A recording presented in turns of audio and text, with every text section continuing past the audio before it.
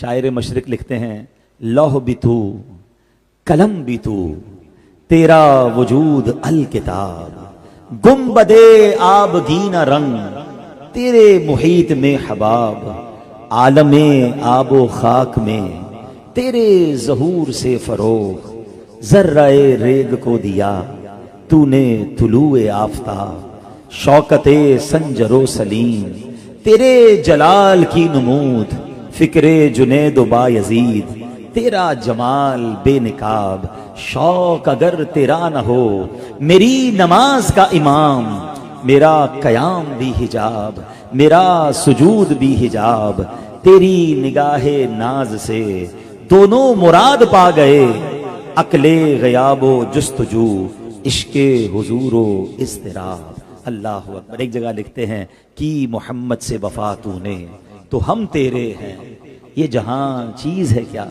لوح و قلم تیرے ہیں۔ حضور سے محبت کر لیں تو سبحان اللہ پھر سب کچھ حاصل ہو جاتا ہے۔ تو آج نبی پاک علیہ الصلوۃ والسلام کی زندگی کا ایک ایسا وقت اور ایک ایسا واقعہ میں بیان کرنا چاہتا ہوں، اور اس کے ساتھ قرآن مجید فرقان حمید کی ایک بڑی کمال کی صورت ہے۔ مجھ سے پہلے نعت خواں اسلامی بھائی بڑی پیاری نعتیں پڑھ رہے تھے، لیکن ایک بات میں آپ کو بتاؤں کہ یہ جو نثر میں نعتیں ہیں، اردو زبان میں نعتیں ہیں، بالکل پڑھنی چاہیے، سننی چاہیے، مگر اگر سچی بات یہ ہے کہ قرآن کو عشق کی نگاہ سے دیکھا جائے تو قرآن بھی حضور کی نعت ہی ہے۔ قرآن میں جا بجا اللہ نے اپنے حبیب علیہ الصلوۃ والسلام کی نعت بیان کی ہے۔ آج میں قرآن پاک کی اس صورت کو بیان کرنے جا رہا ہوں جو حضور علیہ الصلوۃ والسلام کی صریح نعت ہے۔ اللہ اکبر۔ یہ ماجرا کیا ہوا تھا؟ ماجرا یہ ہوا کہ جب پہلی وحی نبی پاک علیہ الصلوۃ والسلام پر نازل ہوئی، آپ کو یاد ہوگا کہ وہ 40 سال کی عمر مبارک تھی اور غار حرا میں پہلی وحی نازل ہوئی۔ اچھا، اب وحی نازل ہونے کے بعد کچھ دنوں تک وقفہ آ گیا، گیپ آ گیا۔ جبریل امین جو تھے وہ حضور کی بارگاہ میں حاضر نہیں ہو رہے تھے۔ اب کفار مکہ کو یہ پتہ چل گیا اور انہوں نے کہا کہ محمد علیہ الصلوۃ والسلام کے رب نے ان کو چھوڑ دیا ہے، جبھی تو ان پر کوئی پیغام نہیں آ رہا، کوئی وحی نہیں آ رہی۔ اللہ اکبر۔ حضور کے دل پر غم گزرا، یہ جو تانا تھا، یہ جو جس کو کہ آبجیکشن تھا، یہ حضور کے دل پر گراں گزرا، اور نبی پاک کے دل پر غم گزرے، حضور علیہ الصلوۃ والسلام پر کوئی چیز گراں گزرے، یہ رب کو کب گوارا ہے؟ تو سبحان اللہ، اعتراض نبی پاک پر تھا مگر جب جواب رب قرآن میں دے رہا ہے۔ اب ذرا سورت سنیے گا قرآن کی، کئی بار سنی ہوگی مگر شاید اس انداز سے سورت کو، اس کے ترجمے کو اور اس کی تفصیل کو آپ سنیں گے تو انشاءاللہ ایمان تازہ ہو جائے گا۔ میں چاہوں گا کہ آپ سب کی توجہ میری طرف رہے، جو مجھے لائیو سن رہے ہیں وہ بھی کچھ دیر کے لیے کام کاج چھوڑ کر توجہ سے قرآن پاک کی سورت کو، اس تفسیر کو سنیں اور ایمان کو تازہ کریں کہ اللہ کے حبیب علیہ الصلوۃ والسلام کی شان رب میں، قرآن میں رب کیسے بیان فرما رہا ہے۔ اب ذرا ایک بات پہلے سمجھیے گا، اسلوب دیکھیے گا، the beautiful style of this سورہ۔ آپ کے گھر میں کوئی بچہ غمزدہ ہو، کوئی بچہ ہو، کوئی چھوٹا بھائی ہو، تکلیف میں ہو، تو جب آپ اس کے پاس اس کی تکلیف کو دور کرنے، اس کی دل جوئی کرنے جاتے ہیں تو پہلے آپ اس کی تعریف کرتے ہیں، پہلے اس کے لیے کوئی اچھی باتیں کرتے ہیں تاکہ اس کا دل ہلکا ہو جائے۔ سبحان اللہ۔ قرآن اس سورت کی ابتدا کیسے کر رہا ہے؟ بسم اللہ الرحمن الرحیم والضحیٰ واللیل اذا سجا۔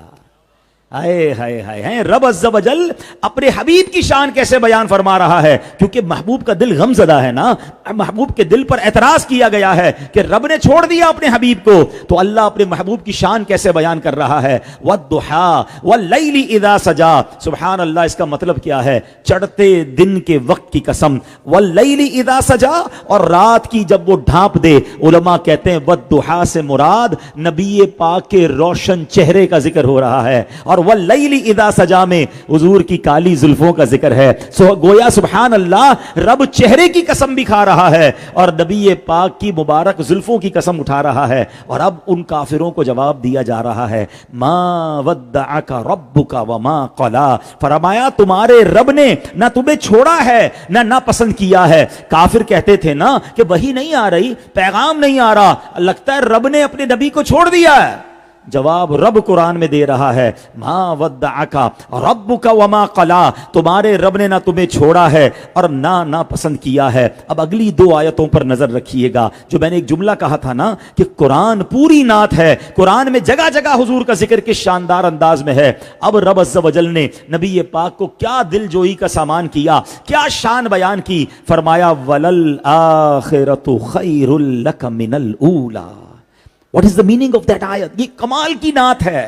اللہ فرماتا ہے بے شک اور بے شک تمہارے لیے ہر پچھلی گھڑی پہلی سے بہتر ہے۔ اللہ اکبر، یعنی نبی پاک علیہ الصلوۃ والسلام کا ہر آنے والا لمحہ آپ کے پچھلے لمحے سے بہتر ہے۔ ہر گھڑی میرے آقا کے درجے بلند ہو رہے ہیں، آپ کی شان بلند ہو رہی ہے۔ ذرا غور کیجئے، 1500 سال پہلے کی اگر بات کریں تو میرے نبی کی شان کا عالم، بلکہ اور تھوڑا پیچھے چلتے ہیں، بچپنے مصطفیٰ میں چلے جاتے ہیں، جب نبی پاک جھولے میں ہیں، شان کا عالم، مقام کا عالم اور عروج کا عالم کیا تھا؟ حضرت عباس رضی اللہ تعالیٰ عنہ، یہ نبی پاک کے چچا ہیں اور یہ بہت بعد میں ایمان لائے، مگر ایمان لانے کے وقت انہوں نے نبی پاک سے کہا کہ حضور میرے ایمان لانے کا ایک سبب یہ بھی ہے کہ جب آپ چھوٹی عمر میں بچپن میں جھولے میں تھے نا تو میں نے دیکھا تھا کہ آپ جھولے میں رہ کر انگلی سے اشارے کیا کرتے تھے، اور میں نے اس اشارے کو جب اوپر دیکھا تو جدھر جدھر آپ اشارہ کرتے تھے چاند اس طرف چلا جاتا تھا،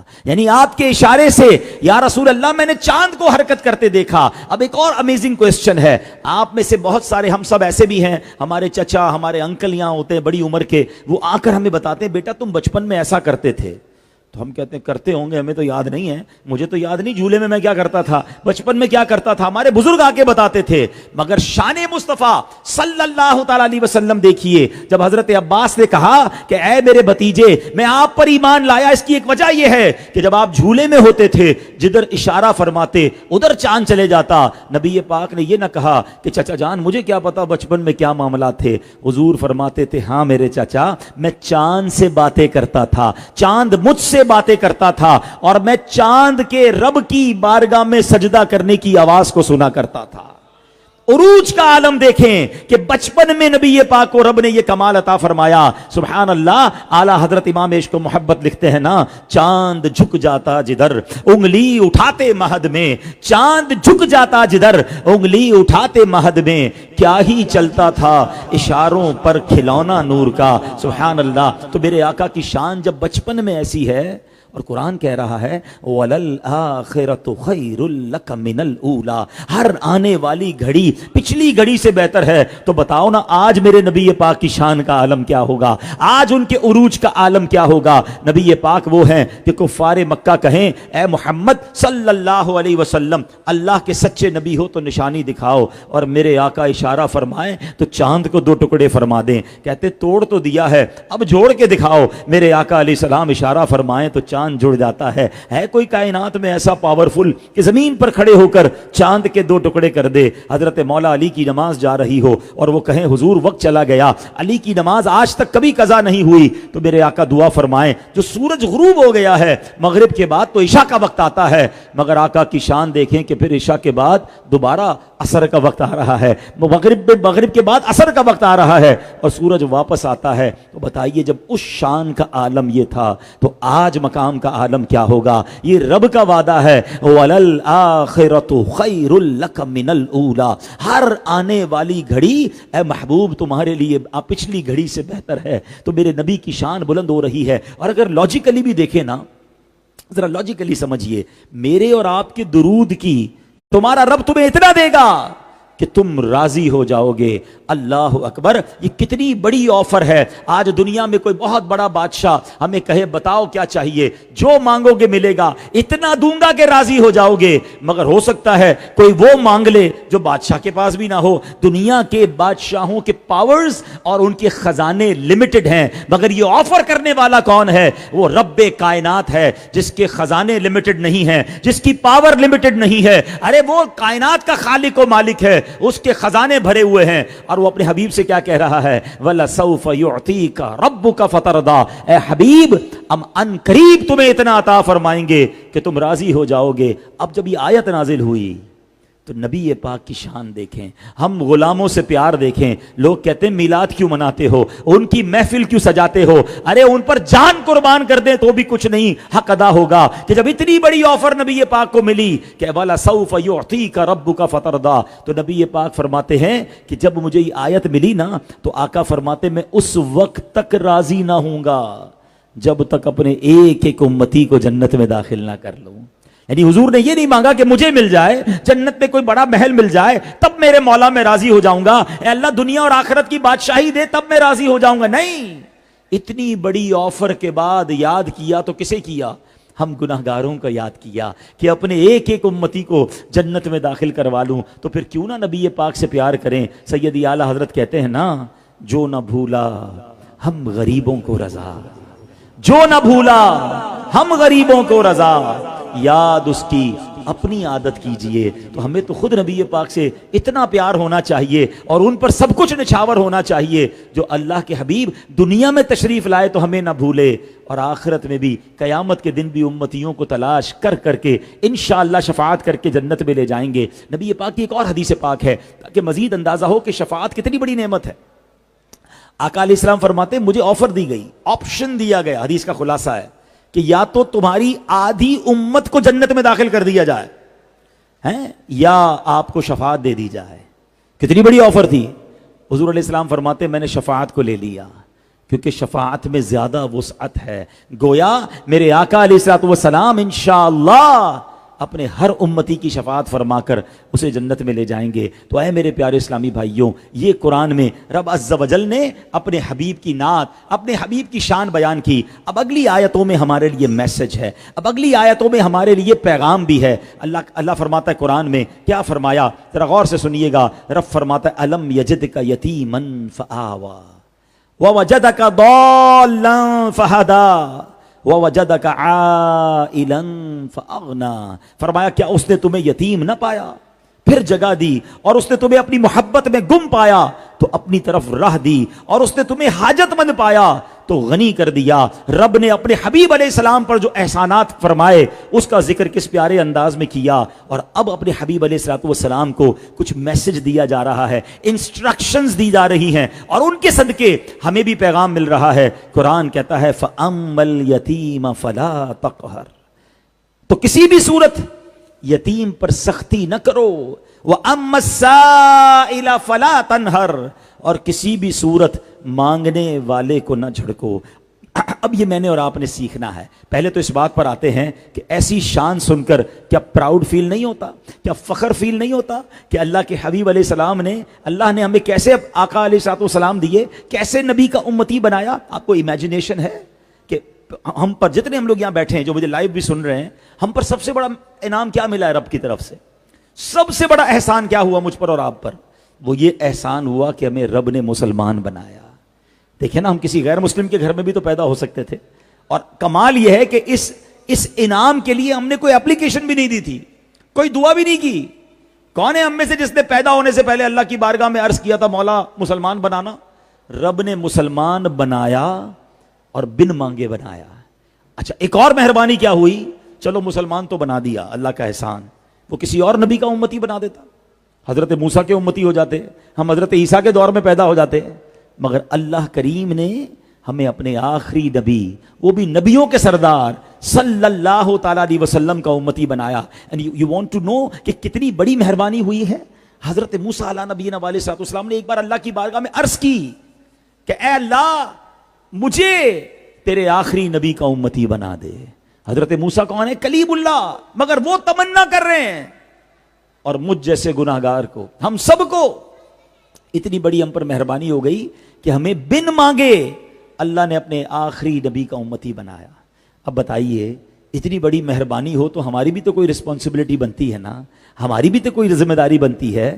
سبحان اللہ. تو علماء نے بڑی پیاری بات فرمائی کہ اللہ کریم نے اپنے حبیب کو رحمت للعالمین بنایا، تو اب امتی ہونے کا تقاضا یہ ہے کہ ہم بھی سبحان اللہ شریعت کے دائرے میں رہ کر تمام مخلوق پر رحم اور شفقت کریں.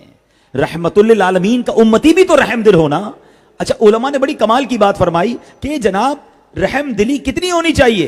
پہلے ایک بات سنیے گا, علامہ حضرت ابو موسیٰ اشعری رحمۃ اللہ تعالی سے روایت ہے. بیٹا اگر آپ بیٹھ جائیں نا تو ذرا ایزی ہو جائے گا. حضرت ابو موسیٰ اشعری رحمۃ اللہ تعالی سے روایت ہے کہ دو جہاں کے تاجدار صلی اللہ علیہ وسلم نے فرمایا لا تدخلوا الجنت حتی تراحموا, یعنی تم اس وقت تک جنت میں داخل نہیں ہو سکتے جب تک آپس میں رحم دل نہ ہو جاؤ. جنت میں جانا ہے نا, تو جنت میں جانے کے لیے کنڈیشن کیا ہے؟ اس وقت تک جنت میں داخل نہیں ہو سکتے جب تک آپس میں رحم دل نہیں ہو جاؤ. تو صحابہ کرام نے عرض کی یا رسول اللہ کلنا رحیم, یعنی ہم تو سب رحم کرنے والے ہیں. فرمایا مطلب یہ نہیں کہ کوئی دوست تم پر رحم کرے, بلکہ اس سے مراد رحمت عامہ ہے, یعنی تمام مخلوق, انسان, جانور, مکھی, چیونٹی, سب کے لیے رحم دل ہو جاؤ. تو کیا ہم رحم دل ہیں؟ ہم نرم ہیں, مگر اپنے دوستوں کے لیے, اپنی فیملی کے لیے, اپنے کاروباری لنکس والوں کے لیے. کیا باقی مسلمانوں کے لیے نرم ہے؟ باقی انسانوں کے لیے نرم ہے؟ کیا جانوروں کے لیے ہمارے دل میں رحم دلی ہے؟ غور کرنا ہے.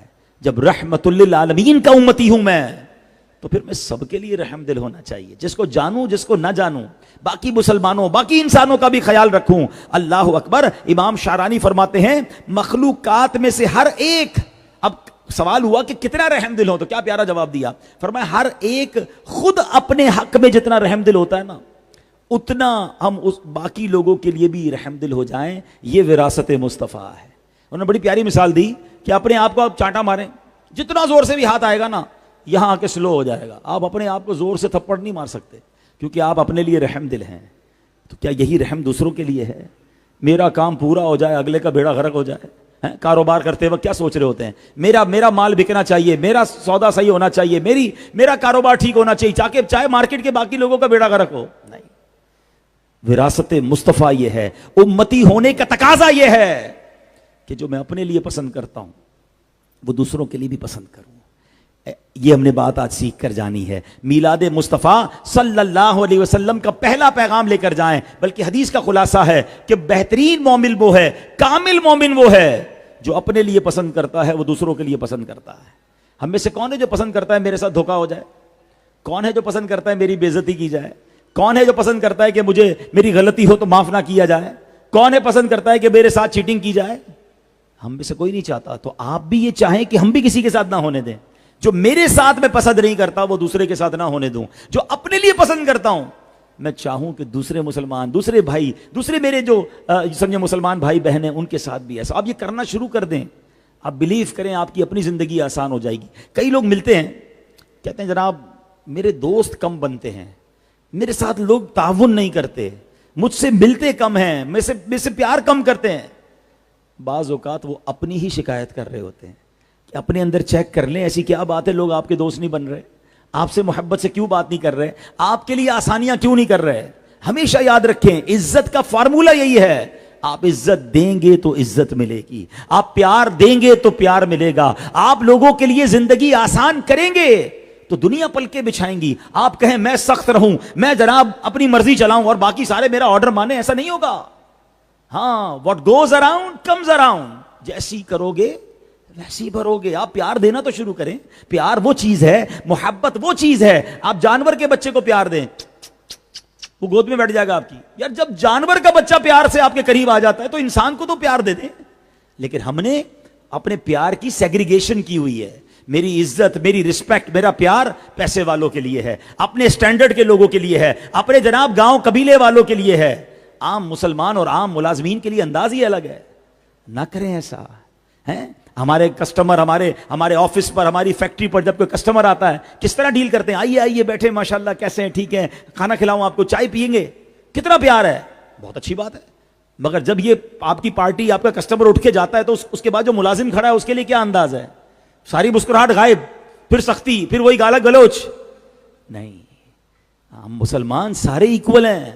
اسلام مساوات سکھاتا ہے. بلکہ ایک حدیث سن لیجئے, میرے آقا فرماتے من آذا مسلمن فقط آذانی, جس نے کسی مسلمان کو تکلیف دی. اس میں یہ کیٹیگری نہیں بیان ہوئی کہ رشتہ دار کو دی, کاروباری لوگوں کو دی, پیسے والوں کو دی. نہیں, ہو سو ایور مسلم, من آذا مسلمن, جس نے کسی مسلمان کو تکلیف دی. آقا کیا فرمانے؟ فقط آذانی, اس نے مجھے تکلیف دی. اور آگے فرماتے ومن آذانی، جس نے مجھے تکلیف دی، فقط آذ اللہ، اس نے اللہ کو تکلیف دی۔ اب یہ ٹھیلے پر جانے والا، بس کا کنڈکٹر کیوں نہ ہو، میرے آفس کا دروازہ کھولنے والا کیوں نہ ہو، وہ مسجد میں پوچھا لگانے والا خادم کیوں نہ ہو، I have no right کہ میں اس کو تکلیف دوں۔ بعض اوقات یہ ماشاءاللہ ہماری دعوتوں میں ویٹر ہوتے ہیں، ہمارے بھائی ہیں، اللہ نے ان کو غریب بنایا، اس میں ان کا کیا قصور ہے؟ لیکن ہم اگر ان کو ڈی گریڈ کریں گے، ان کو معاذ اللہ چھوٹی سی غلطی پر ڈانٹنا شروع کر دیں گے، تھپڑ مار دیتے ہیں۔ ہاں اب تو ملازمین کو جو منہ میں آتا ہے لوگ کہتے ہیں، ایک برتن گر گیا اس کو گالی دے دی۔ وہ غریب آدمی آپ کو کچھ کہہ نہیں پا رہا کیونکہ اس کو جاب کرنی ہے، اس بیچارے کی بچے بھوکے ہیں، وہ باتیں سن کر بھی کام کر رہا ہے۔ مگر یاد رکھیے اللہ کی بارگاہ میں اگر وہ کھڑا ہو گیا نا تو اس سیٹھ صاحب کو جواب دینا پڑے گا، بلکہ اپنی نیکیاں دینی پڑ جائیں گی۔ تو اے میرے پیارے اسلامی بھائیوں، جس رحمت للعالمین کے میں اور آپ مرید ہیں، وہ امتی ہیں، رسپانسبلٹی یہ ہے کہ ہم بھی رحم دل اور ہم بھی پیار کرنے والے بن جائیں۔ بلکہ اللہ اکبر، نبی پاک کی ایک اور حدیث یاد آ گئی مجھے۔ نبی پاک فرماتے ہیں جو رحم نہیں کرتا اس پر رحم نہیں کیا جائے گا، اور جو معاف نہیں کرتا اسے معاف نہیں کیا جائے گا۔ اب غور کر لیں، میں آج اپنی بیوی پر، اپنے رشتہ داروں پر، اپنے ملازمین پر، غریب لوگوں پر رحم نہیں کھاتا، جب غلطی کرتے چھوڑتا نہیں ان کو، تو پھر تیار ہو جاؤ کہ قیامت کے دن اگر مجھے بھی معاف نہیں کیا گیا، میری بھی پکڑ کر لی گئی، مجھ پر بھی رحم نہیں کیا گیا، تو میں کدھر جاؤں گا؟ تو آج کاش ہم یہ پیغام لے کر جائیں کہ سب کا بھلا، سب کی خیر، سب کے بھلے میں اپنی خیر، دوسروں کو بھلا سوچنا شروع کر دیں۔ نبی پاک رحمت للعالمین ہے نا، تو مجھے ایک رسپانسبلٹی آج لیتے ہیں، میں بھی لیتا ہوں، آپ بھی سوچیں یار میں ایسا امتی تو کم از کم بن جاؤں نا کہ مجھے دیکھ کر کوئی کہے یار امتی ایسا ہے تو اس کے نبی کیسے ہوں گے، امتی ایسا سچا ہے اس کے نبی کیسے سچے ہوں گے، امتی اتنا ایماندار ہے اس کے نبی کیسے ایماندار ہوں گے، امتی کا اخلاق اتنا اچھا ہے تو اس کے آقا کا اخلاق کیسا ہوگا۔ بٹ سچ بتاؤ کیا ہم ایسے بن گئے ہیں؟ انفارچونیٹلی آج تو مسلمان کو دیکھ کر لوگ اسلام کو برا بھلا کہہ رہے ہیں، نہیں بھائی مسلمانوں سے کام مت کرنا، جھوٹ بہت بولتے ہیں، کاروبار کرنے میں دھوکہ دے دیں گے۔ آج مسلمان خود اپنے ملک میں، پاکستان میں ہم رہتے ہیں، ہمیں امپورٹڈ دوائیوں پر اعتماد زیادہ ہے، ہم کہتے ہیں یار پاکستانی دوائی لیں گے پتہ نہیں ملاوٹ نہ ہو۔ سچ بتاؤ یار یہ کدھر لے گئے ہم اپنے اسلام کو، اپنے مسلمانوں کے تشخص کو۔ میرے آقا وہ ہیں صلی اللہ علیہ وسلم، کفار اپنی امانتیں ان کے پاس رکھواتے تھے۔ حضور کا لقب کیا تھا؟ صادق، امین۔ کون لقب؟ یہ لقب کس نے دیا؟ یہ کفار نے دیا تھا جو ایمان نہیں لاتے تھے، مگر امانتیں حضور کے پاس رکھواتے تھے۔ ان کے کفار ان کی صداقت کی گواہی دیں، غیر مسلم ان کی امانت کی گواہی دیں، اور میرا مسلمان بھائی مجھ سے ڈر رہا ہو کہ یار پیسے دوں گا پتہ نہیں واپس ملیں گے کہ نہیں، سوچ سمجھ کے کاروبار کرنا بھائی، مجھے بھی دھوکہ ملا ہے۔ اگر میرے بارے میں کوئی یہ کہہ رہا ہے تو میں کیسا مسلمان ہوں؟ کیا نبی پاک کی بارگاہ میں حاضر نہیں ہونا؟ ابھی تو شفاعت کی بات کی میں نے، شفاعت لینے حضور کے پاس ہی تو جانا ہے۔ لیکن اگر حضور علیہ الصلوۃ والسلام نے یہ فرما دیا کہ تم نے دنیا میں رہ کر میرے دین کا نام روشن کیا یا برباد کیا۔ اچھا اب ایسی باتیں جب ہم کرتے ہیں نا بیان میں، تو بعض اوقات شیطان کان میں بات ڈال رہا ہوتا ہے، یار مولانا صاحب باتیں تو بڑی اچھی کر رہے ہیں لیکن سارے ہی لوگ جھوٹ بول رہے ہیں، سارے ہی لوگ ملاوٹ کر رہے ہیں، میرے اکیلے سے کیا ہوگا؟ میں اکیلا ٹھیک ہو جاؤں گا تو کیا ہوگا؟ یہ باتیں دماغ میں شیطان ڈالتا ہے، ساری مارکیٹ غلط کر رہی ہے، میں ٹھیک کروں گا تو میرے اس سے کیا فرق پڑے گا؟ دیکھیں مجھے ایک بات کا جواب دیں، قبر کے اندر پوری مارکیٹ کو لے کے جانا ہے؟ سارے لاہور والے ساتھ چلیں گے آپ کی قبر میں، یا آپ اکیلے جائیں گے؟ اکیلے جانا ہے نا۔ اپنے قبر میں جا کر سوال کا جواب مجھے اکیلے کو دینا ہے، اپنے حصے کا تو چراغ جلا کر جاؤں نا۔ اور کمال کی بات بتاؤں، عشق والی بات، ہاں میری اور آپ کی، ہم سب کی ہمارے آقا علیہ الصلوۃ والسلام سے 1 to 1 ملاقات ہونے والی ہے، separate, nobody over there. اگر آج میں آپ کو کہوں کہ جناب 1 مہینے بعد آپ کی وزیر اعظم سے ملاقات ہے، صدر سے ملاقات ہے، فلاں ملک کے لیڈر سے ملاقات ہے، آپ شاید نئے کپڑے سلوائیں گے، تیاری کریں گے، پوائنٹس لکھیں گے، یار 10 منٹ کی ملاقات ہے، کیا بات کرنی ہے؟ اللہ اکبر، غلام کی آقا سے ملاقات ہے، امتی کی نبی سے ملاقات ہے۔ ارے ساری زندگی جن کا نام لے کے جیتا رہا، جن پر درود پڑتا رہا، ان سے ملاقات کی رات آنے والی ہے جب کوئی اور نہیں ہوگا، میں ہوں گا اور میرے آقا ہوں گے۔ پوچھو بریلی کے تاجدار سے اس ملاقات کے بارے میں کیا کہتے ہیں؟ کہتے ہیں جان دے دو وعدہ دیدار پر، جان دے دو وعدہ دیدار پر نقد اپنا دام ہو ہی جائے گا. ارے حضور کی ملاقات کے لیے تو امتی انتظار کر رہا ہے. مگر سچ بتاؤ اگر اس 1-to-1 ملاقات میں آقا ناراض ہو گئے تو میں کدھر جاؤں گا؟ اگر انہوں نے کہا کہ تم تو میری سنتوں سے دور جیتے رہے, تم تو جھوٹ بولتے رہے, تم تو دھوکہ دیتے رہے, ملاوٹ کرتے رہے, حرام کماتے رہے, کدھر جاؤں گا میں نے مجھے کوئی پرواہ نہیں کہ مارکیٹ کیا کرتی ہے, مجھے کوئی پرواہ نہیں لاہور پورا کیا کر رہا ہے. مجھے جب قبر میں جانا ہے نا تو میں نے اپنے آقا کو چہرہ دکھانا ہے. بی پریپیئر فار دیٹ ملاقات. اس میٹنگ کی تیاری کیجئے کہ وہاں شرمندگی نہیں ہونی چاہیے, وہاں میرے آقا مجھ سے ناراض نہیں ہونے چاہیے. تو اے میرے پیارے اسلامی بھائیوں, آج اس میلاد کے اجتماع میں کچھ نیت کر کے جانا ہے کہ یہ ریسپانسبلٹی لے لوں میں کہ مجھے دیکھ کر کبھی تو کوئی کہے کہ امتی ایسا ہے تو اس کے آقا کیسے ہوں گے. یہ ذمہ داری بنتی ہے. اور قرآن کی اگلی جو 2 آیتیں ہیں جس میں اللہ نے اپنے حبیب سے کیا فرمایا کہ اے محبوب جب کوئی یتیم آئے فَأَمَّا الْيَتِيمَ فَلَا تَقْهَرْ, کسی بھی صورت یتیم پر سختی نہ کرو. حضور یتیموں سے محبت فرماتے, حضور یتیموں کے لیے سامان لاتے. ایک یتیم بچے کے پاس جا کر جب وہ رو رہا تھا, ایک صحابی رسول کا وہ بچہ تھا, ان کا فصال ہو گیا, تو حضور فرماتے ہیں کیا تمہیں پسند نہیں کہ میں تمہارا والد بن جاؤں اور عائشہ تمہاری والدہ بن جائے. حضور اس طرح گھر وہ ہے جس میں یتیم کے ساتھ اچھا سلوک ہوتا ہو, اور سب سے برا گھر وہ ہے جس میں یتیم کے ساتھ برا سلوک ہوتا ہو. حضور نے یتیموں کے ساتھ اچھا سلوک کرنے والوں کے بارے میں اشارہ اس طرح کر کے 2 انگلیاں ملا کر فرمایا کہ میں اور یتیم کی کفالت کرنے والا جنت میں اس طرح ہوں گے, اپنے ساتھ جنت میں لے جائیں گے. مگر آج خبریں ملتی ہیں کہ یتیم کا لوگ مال کھا رہے ہیں, یتیم کا ورثہ کھا رہے ہیں. جناب بچہ چھوٹا ہے, بڑے بھائی نے کہا چلو سارا کاروبار میں ہی سنبھالتا ہوں, اس بیچارے کو کچھ نہیں مل رہا, رشتہ دار قبضہ کر لیتے ہیں. کبھی ایسا مت کرنا.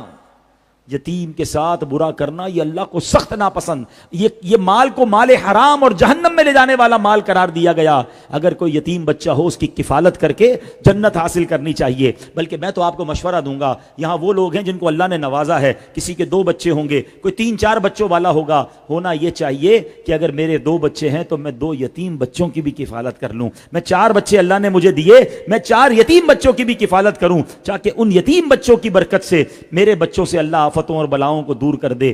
بہتر تو یہ ہوتا کہ میں اپنے گھر میں پالتا, لیکن اگر گھر میں نہیں رکھ سکتے تو تلاش کیجئے, اپنے رشتہ داروں میں تلاش کیجئے, اپنے پڑوسی اور ملازمین میں تلاش کیجئے, آپ کو کہیں نہ کہیں یتیم بچے مل جائیں گے. ان یتیم بچوں کی ماہانہ کچھ کفالت کریں, انشاءاللہ یہ نیکی جو ہے اللہ کے حبیب علیہ الصلوۃ والسلام کی رضا والا کام بن جائے گی. اور آخری بات حضور کو جو قرآن میں فرمایا گیا وَأَمَّا السَّائِلَ فَلَا تَنْهَرْ, اور کسی بھی صورت مانگنے والے کو نہ جھڑکو. یعنی اے حبیب تمہارے پاس جب بھی کوئی سائل آئے تم نے اسے نوازنا ہے, اس کو جھڑکنا نہیں ہے. اللہ اکبر. میرے آقا علیہ الصلوۃ والسلام کی شان کیسی تھی, آپ کی عطاؤں کا عالم کیا ہے کہ حضور سب کو نوازتے. بلکہ حضرت جابر بن عبداللہ فرماتے ہیں ما سئل رسول اللہ صلی اللہ تعالی علیہ وسلم شیئا قط فقال لا, فرمایا ایسا کبھی نہیں ہوا کہ حضور علیہ الصلوۃ والسلام سے کچھ مانگا گیا ہو اور آپ نے انکار کر دیا ہو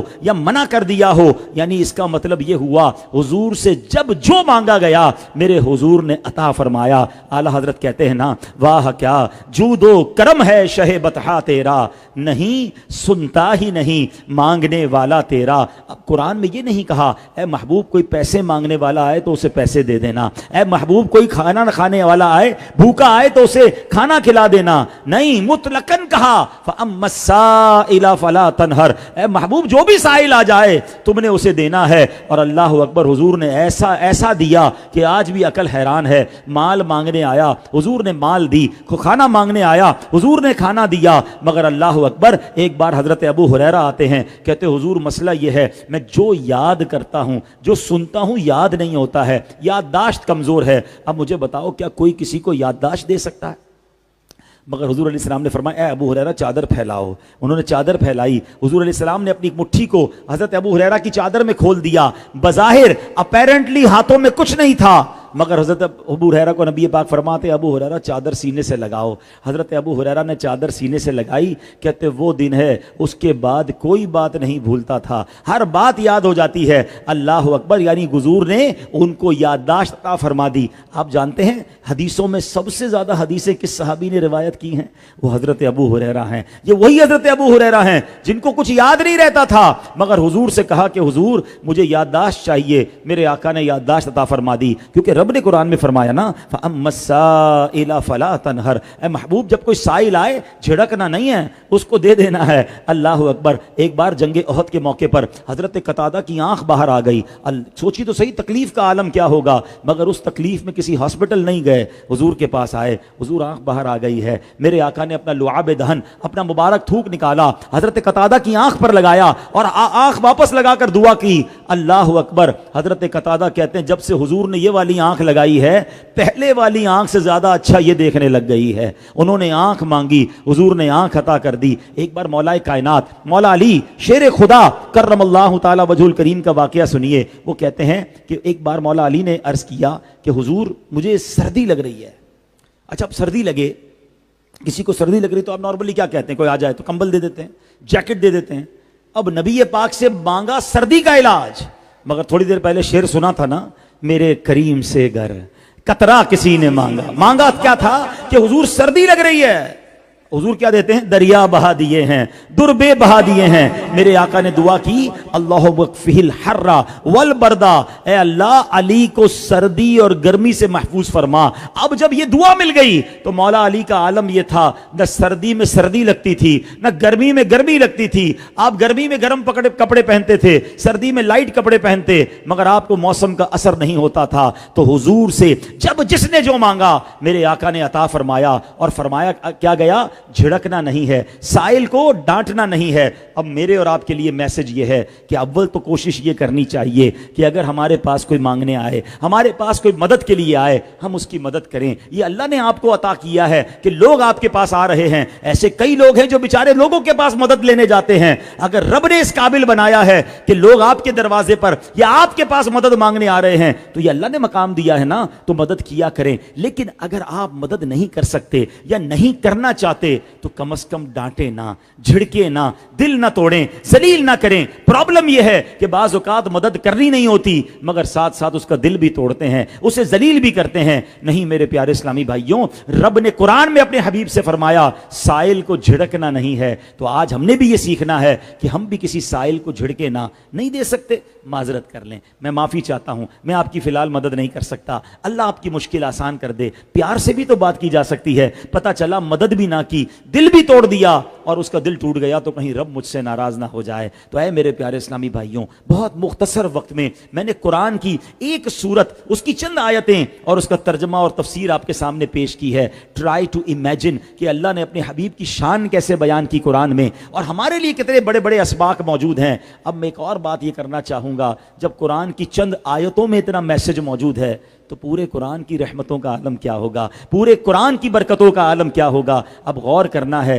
کہ میری قرآن سے دوستی کتنی ہے, میں قرآن کتنا پڑھنا جانتا ہوں. افسوس یہ ہے آج دنیا بھر کی بحثیں کروا لیں, آج ڈیزل کا ریٹ کیا ہوا, پیٹرول کا ریٹ کیا ہوا, انٹرنیشنل مارکیٹ میں کیا ہو رہا ہے, کون سی جنگ کہاں ہو رہی ہے, اچھا جناب ڈالر اور گولڈ کا ریٹ کیا ہے, اس پر بحث کرنے کے لیے ٹائم ہے. مگر جو بیسکس ہیں, ارے مسلمان کو پہلے قرآن تو پڑھنا آنا چاہیے, اور قرآن میں رب نے ہمارے لیے کیا کیا پیغام دیا ہے اس کے لیے ہم ٹائم نہیں نکالتے. تو اے میرے پیارے اسلامی بھائیوں, اس میلاد کے مہینے میں ایک اور نیت کر لیں کہ انشاءاللہ روزانہ کچھ نہ کچھ میں قرآن پڑھوں گا. قرآن سے دوستی کر لیجئے, زندگی آسان ہو جائے گی. حدیث پاک میں آتا ہے وہ دل ویران ہے جس میں کچھ قرآن نہیں ہے.